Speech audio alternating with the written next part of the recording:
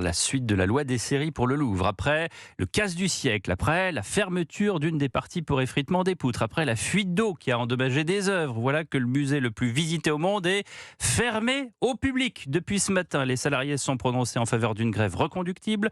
Ils protestent contre la détérioration de leurs conditions de travail. Bonsoir Romy Azoulay. Bonsoir Pierre, bonsoir à tous. Devant les grilles du musée, ce sentiment domine chez les touristes français comme étrangers, la déception. Oui, c'est la douche froide pour tous les visiteurs. Beaucoup ont découvert la fermeture du Louvre en arrivant sur place ce matin.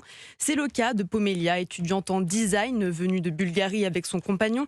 Elle se réjouissait de découvrir les trésors du musée parisien. On est très déçus, on ne sait pas quoi faire. On est en colère parce qu'on a payé pour venir ici. S'ils veulent protester, ils peuvent le faire sans pour autant impacter les touristes qui veulent simplement entrer dans le musée. Ce n'est pas de leur faute.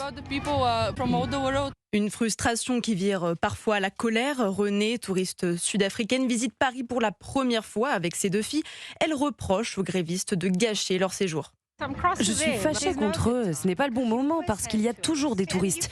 Ils viennent de loin et c'est très cher. Dans ce musée, tu ne peux pas faire grève. C'est facile de se plaindre quand tu as un travail. Ils devraient virer ces gens et employer d'autres personnes qui ont envie de travailler.